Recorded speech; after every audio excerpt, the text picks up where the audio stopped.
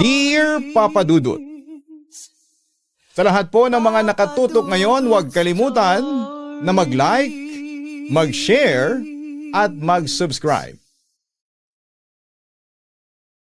Dear Papa Dudut, isang magandang gabi sa inyong lahat, lalo na sa inyo Papa Dudut. Ako si Alex Perez, 25 years old na ngayon, at tubong Bacolod City. Isa po akong lesbian o tomboy at lumaki ako sa lolo at lola ko. Nakilala ko naman ang nanay ko noong 13 years old lamang ako. Dahil simula daw po kasi nang pinanganak ako ay iniwan na ako ng nanay ko, kaya na lamang ako sabik na magkaroon ng magulang. Tatlo po kaming magkakapatid, pero ako lang sa magkakapatid ang hindi nakilala ang aking ama at matanda na ako nang nakilala ko ang aking ina. Samantala, teenager ako noon nang mamatay ang lola ko na nagpalaki sa akin, Papa Dudut. Isa iyon sa hindi ko makakalimutang pangyayari sa buhay ko na nagbigay ng sobrang kirot sa aking puso. Nang mawala si Lola Sela ay parang nawala din sa akin ang kalahati ng pag-asa ko. Kanina ka pang umiiyak dyan? Wika ni Lolo Isko. Pagkatapos ay lumapit siya sa akin at inalo ako. Ali, tahan na. Wala na tayong magagawa. Kinuha na si Sela ng Diyos. Hanggang doon na lang ang buhay ng lola mo, nalulungkot na wika niya sa akin. Pero lolo, bakit po ganoon? Bakit siya pa kinuha? Umiiyak kong tanong sa kanya. Hindi ko matanggap na wala na si Lola Sela na siyang kumupkop at nagpalaki sa akin noon. Matatanda na kami ni Sela. Darating talaga ang panahon na kailangan na naming lumisan dito sa mundo. Nauna lang sa akin si Sela. Alex, lahat naman tayo ay mamamatay at kailangan nating tanggapin niyon. Paliwanag sa akin ni Lolo Isko. Huwag kang mag-alala, nandito pa naman ang mga kapatid mo. Ako tapos ang mama mo. Nandito pa rin kami para makasama mo.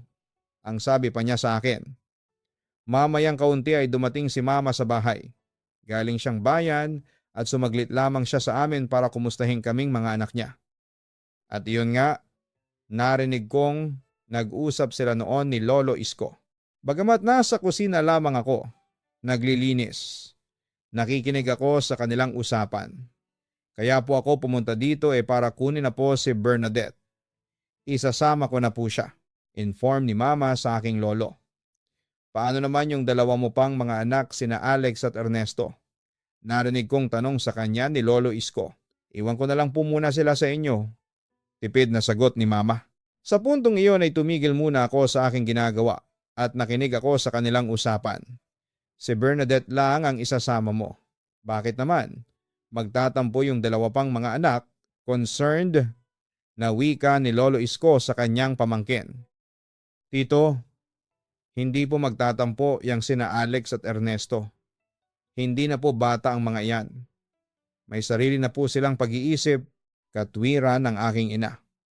Pero kasi baka isipin ng mga anak mo na may pinapaboran ka sa kanila. Ang sabi pa ni Lolo. Wala po akong pinapaboran sa kanila. Paniniguro ni Mama sa kanya. Siya nga ba? Tila nanunubok na tanong ni Lolo Isko. Selly, heto, hindi sa nakikialam ako pero noong buhay pa si Sela, si Bernadette lang ang sinusustentuhan mo. Nasabi iyon mismo sa akin ni Sela. Tapos puro si Bernadette lang ang inaalala mo. Binibilhan ng mga bagong gamit. Siya lang yung pinag-aaral mo. Para bang siya lang ang anak mo. Pagpapatuloy ni Lolo Isko. Tito, nandito na po si Alex. Baka magtampo sa akin yan. Sinubukan noong pigilan ni Mama si Lolo Isko, lalo na't alam nilang nakikinig ako sa kanilang usapan. Ang sa akin lang, maging patas ka sana sa pagtrato mo sa mga anak mo. Pagpapatuloy naman ng aking lolo. Maliit lang po kasi ang kinikita ko, Tito. Sapat lang po iyon sa iisang anak ko. At dahil sa panganay si Bernadette, siya muna ang susuportahan ko. Ikaw Alex, naintindihan mo naman siguro na hindi ko pa kaya kayong suportahan ni Ernesto kasi wala akong pera. Paliwanag naman ni Mama. Kapag nakaluwag-luwag ka na, maalala mo pa rin ang dalawa mong anak sana, concern pa ring wika ni Lolo Isko. Sa puntong iyon ay huminga naman ng malalim si Mama bago muling nagsalita. Tito, pwede po bang makiusap sa inyo? Kayo po muna sana ang kumupkop kina Alex at Ernesto. Si Bernadette na lang muna po ang kukunin ko pero huwag kayong mag-alala. Kukunin ko rin yung dalawa kong anak kapag maayos na ang lahat. Pakiusap sa kanya ni Mama. Sige Selly, ako na muna ang bahala sa mga anak mo. Aalagaan ko sila sa abot ng aking makakaya. Pangako pa ni Lolo Isko kay Mama. Pagkatapos noon, Papa Dudut, ay umalis na si Mama kasama si Bernadette. Samantala, April 17, 2013 ay nagpasya si Lolo Isko na lumipat dito sa Maynila para pag-aralin kami ni Ernesto. 3 taon din niyon. At dahil sa mayroong maliit na negosyo si Lolo Isko na kainan, ay natapos ko ang sekundarya ko. Pero dumating ang panahon at naging mahina na si Lolo Isko. At makalipas nga ang ilang taon ay binawian na din siya ng buhay. At iyon ang naging dahilan. Kaya hindi ako nakapag-aral ng kolehiyo. Sobrang lungkot ko po noon, Papa Dudut, dahil ang nag-iisang taong nagmamahal sa akin ay iniwan ako. Sa kabilang banda ay naging isang malaking pagsubok sa amin ang pagkawala ng taong tagapag-alaga namin. Napunta kami noon sa pangangalaga ng isa kong tiyahin. Ayos naman pero hindi kasing init ng pagmamahal ni Lolo Isko ang natanggap namin mula sa kanya. At dahil sa hirap din ang buhay ni Tia Ising ay palagi kaming pagod dahil sa paghahanap buhay at pumasok din sa isipan ko na humingi ng tulong sa aking ina. Nagbabaka sakaling matulungan niya ako at matapos na ang aking problema. Bakit napatawag ka? Anong kailangan mo? Bungad agad sa akin ni Mama nang sagutin niya ang tawag ko. Kami ni Ernesto, kailangan po namin ng tulong ninyo. Mapagkumbaba ang sagot ko sa kanya. Wala pa akong may tutulong sa inyo sa ngayon. Gipit pa rin ako sa pera. Sagot niya sa akin na para bang nagmamadali at hindi siya masaya na kausap ako. Ganun po ba? Sabi ko na lamang. Sobra talaga akong nalungkot noon dahil sa kakaibang trato sa akin ni Mama. Parang hindi niya ako anak. Sa susunod na lang babawi rin ako sa inyo ni Ernesto. Ngayon para mabuhay kayong dalawa, itutulungan ninyo ang sarili nyo dapat. Ikaw Alex, magtrabaho ka na. Nasa tamang edad ka na para kumilos para sa buhay ninyo. Hindi yung naghihintay lang kayo ng biyaya sa magulang ninyo. Tila sermon pa niya sa akin. Huminga na lamang ako ng malalim na mga sandaling yon. Sige po ma, maghahanap na po ako ng trabaho. Kumilos na kayong dalawa ni Ernesto kasi wala talaga akong maitutulong sa inyo. Marami kaming gastusin din ni Bernadette dito. Pinag-aaral ko pa siya. Dagdag pa niya sa akin. Buti pa po siya pinag-aaral ninyo. Sabi ko habang hindi ko noon maiwasang magtampo. Huwag ka nang magtampo dyan. Pagkatapos naman ng ate mo ikaw naman ang pag-aaralin ko ng kolehiyo. Paniniguro naman ni Mama sa akin. Sige na Alex, may gagawin pa ako. Sa susunod ka na lang tumawag. Pagkatapos noon agad na naputol ang linya kahit na hindi pa ako nagsasabi ng I love you o mag-ingat sila. Ramdam ko na ayaw niya talaga akong kausapin ng mga sandaling iyon. Papa Dudut. Samantala sa edad kong 10 ay namasukan ako ng trabaho sa palengke. Natuto ako ng maraming trabaho at kahit anong trabaho ay pinasok ko para mabuhay ako. Mabuhay ko ang sarili ko at ang kapatid ko. Lumaki ako sa sariling sikap simula nang mamatay ang lolo ko. At kahit kaunting tulong ay wala akong natanggap na tulong sa aking ina. Pero isang araw ay bigla na lamang pumunta ang kaibigan kong si Ramon sa tindahan na pinagtatrabahuhan ko para sabihin sa akin ang isang masamang balita. Naaksidente ang kapatid mo. Nabalian ng paa. Dinala namin sa orthopedic. Inform sa akin ni Ramon. Siyempre, nanlumo naman ako sa aking narinig.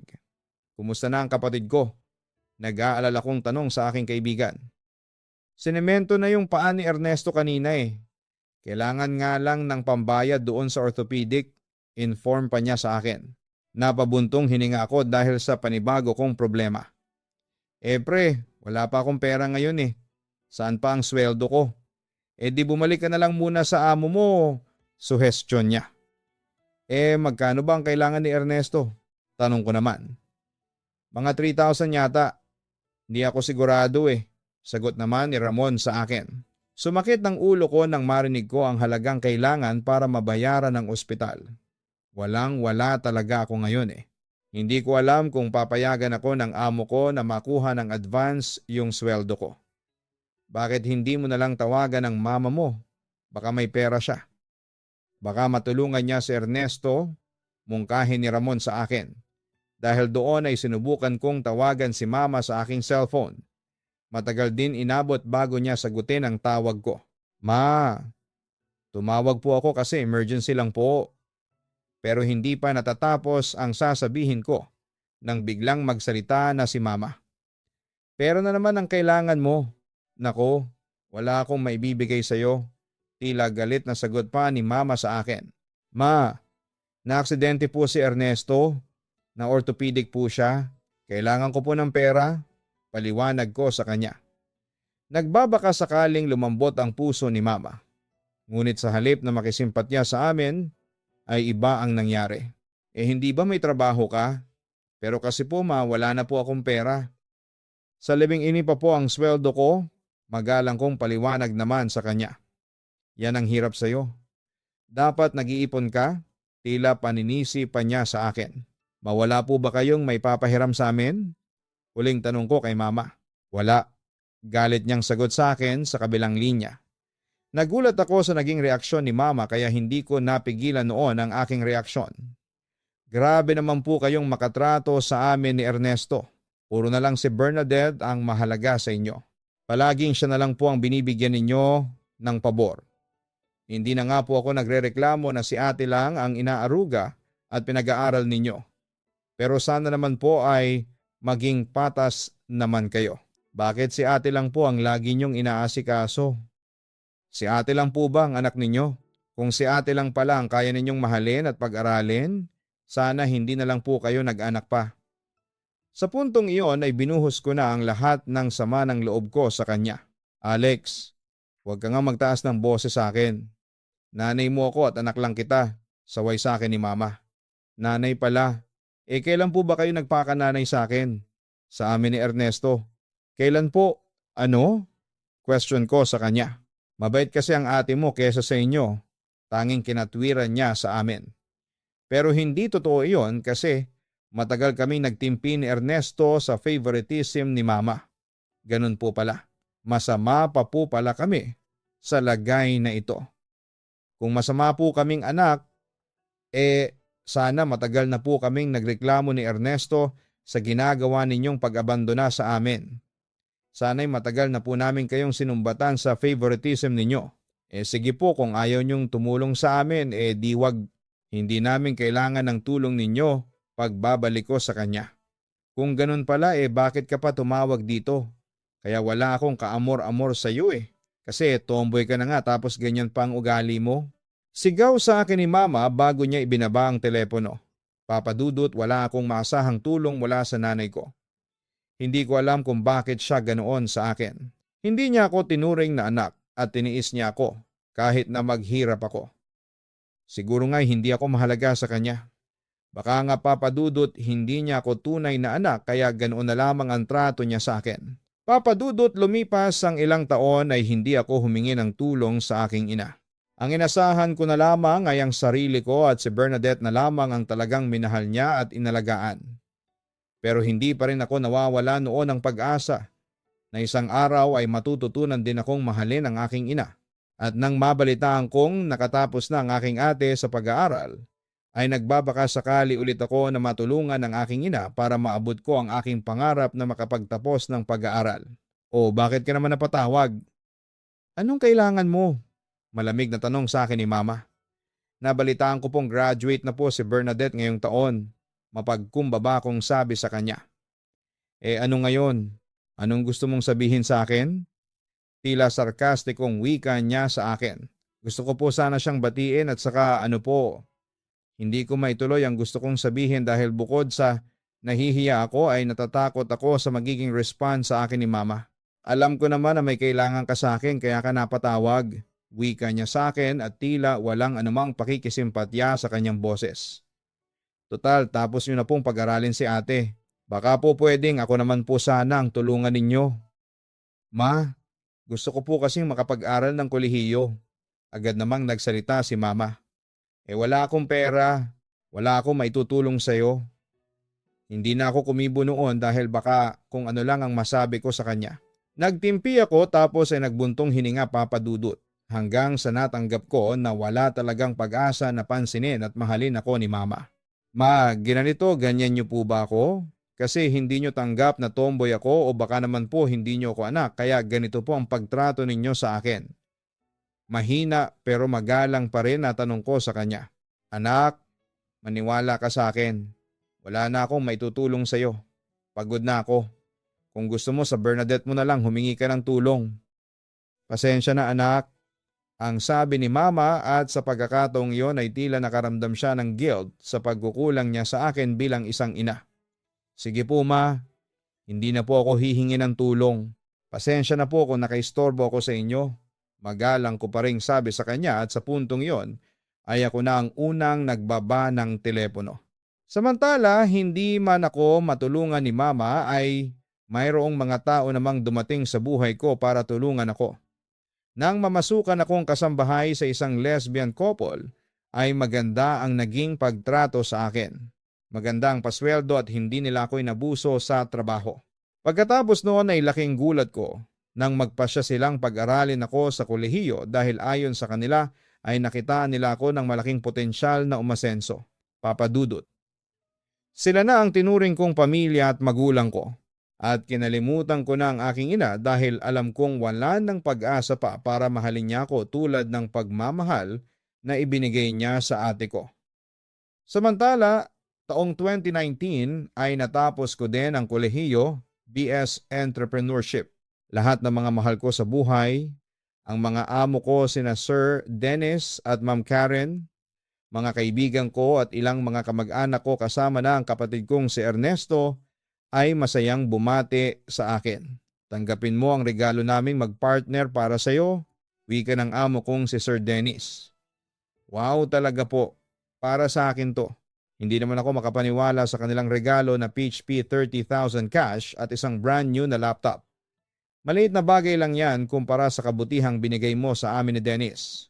Alam naming magagamit mo yan sa pang-araw-araw mong trabaho, sabi naman ni Ma'am Karen, na partner ni Sir Dennis.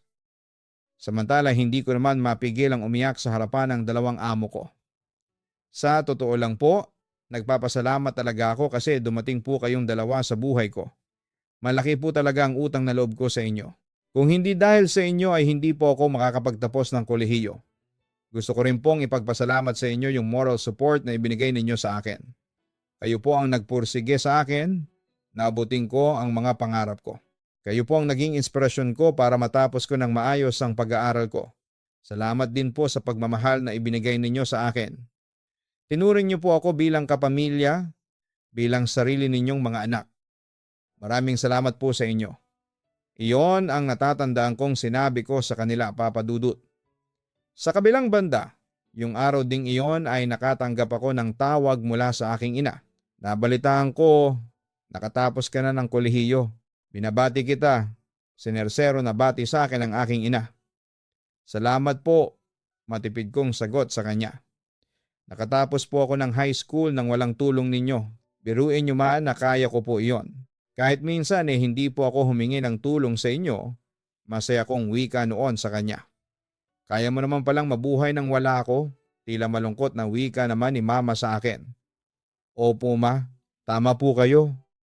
Hindi ko nga po kayo kailangan sa buhay ko kasi meron pong mga tao kahit na hindi ko po sila kadugo mas daig pa kayo sa pagiging responsableng magulang.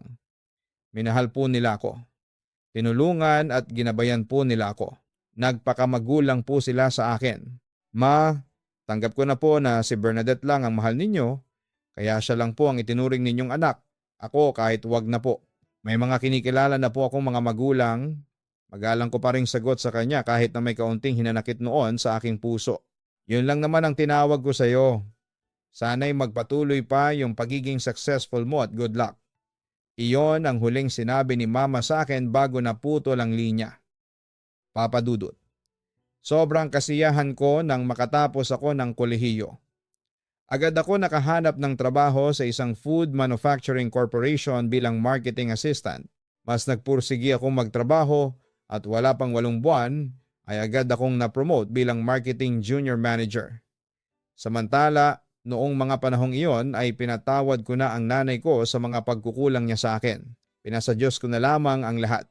Pero kahit na pinatawad ko na siya ay minabuti ko na ring lumayo sa kanya at mamuhay ng mag-isa.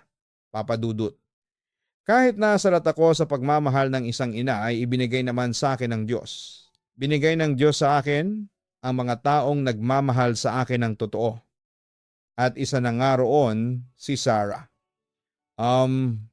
Sarah, sobra talaga akong nagpapasalamat sa Diyos kasi hinayaan niyang makilala kita. Sabi ko noon kay Sarah habang inaya ko siyang mag-date noong araw na na-promote ako sa trabaho. Ako rin, masaya ako at nakilala kita at naging parte ng buhay ko, ang wika naman ni Sarah sa akin. Kung alam mo lang kung gaano kita kamahal, pabulong ko sa kanya. Alam ko naman iyon, Alex. Alam ko at nararamdaman ko kung gaano mo ako kamahal. Tugon niya. Nagpatuloy naman ako sa pagsasalita. Hahayaan mo lang sana ako na mahalin ka. Sinisigurado ko sa iyo na hindi mo pagsisisihang iyon. Pangungumbinsi ko pa sa kanya. Kung sabihin ko sa iyo na pumapayag na akong maging girlfriend mo, syempre nagulat naman ako sa narinig ko mula sa kanya. Ha? Talaga? Pumapayag ka na? Hindi ako makapaniwala that time at naghintay ako sa kanya ng clarification. Kakasabi ko lang kanina, hindi ba? Natatawa ang sagot ni Sarah sa akin. Pagkatapos ay muli siyang sumeryoso. Alex, simula sa gabing ito, girlfriend mo na ako. Kahit na tomboy ako okay lang sa'yo. Hindi mo ako ikakahiya? Panunukso ko sa kanya. Bakit naman kita ikakahiya? Mahal kita, hindi kita ikakahiya. Alam mo Alex, wala akong pakialam sa sasabihin ng ibang tao. Kahit nasabihin pa nilang lesbiana o tomboy ang karelasyon ko. Hindi naman silang magmamahal kundi ako. At ikaw ang gusto kong mahalin Alex. Paggarantiyan naman sa akin ni Sarah. Sarah, salamat, sabi ko sa kanya bago ako nahalik sa kanya ng mga oras na yon. Basta promise mo lang sa akin ha, na hindi mo ako papaiyakin. Ipangako mo sa akin na ako lang ang mamahalin mo, tanong niya sa akin. Oo naman, pinapangako ko sa iyo na kailanman hindi ka iiyak sa akin. Ikaw lang ang babaeng mamahalin ko. Iyon ang naging assurance ko sa kanya. Papadudod simula noon ay si Sarah ang kasama ko at matiwasay na kaming nagsasama ngayon dito sa Mandaluyong.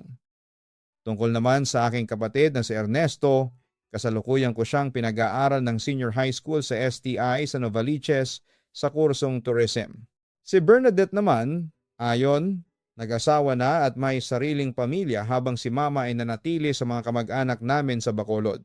Pero dahil sa sunod-sunod naman, ang swerteng dumarating sa akin ay nagpasya akong bigyan si Mama ng lingguhang tulong pinansyal para naman hindi na siya mamroblema. Sa kabilang banda hanggang ngayon ay may communication pa rin kami ni na Sir Dennis at Ma'am Karen at forever akong tatanaw ng utang na loob sa kanila.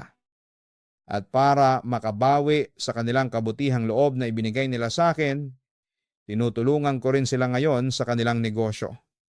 Papadudot, simple lang ang kwentong na ibahagi ko sa inyo. Pero alam kong may kaunting inspirasyon na mapupulot dito. Umaasa ako na sana'y magpatuloy pa ang swerte na dumating sa buhay namin ni Sarah.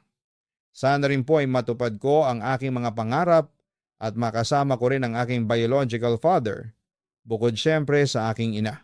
Papadudot, hanggang dito na lamang ang sulat ko at muli maraming salamat at magandang gabi sa inyong lahat. Lubos na nagpapasalamat, Alex.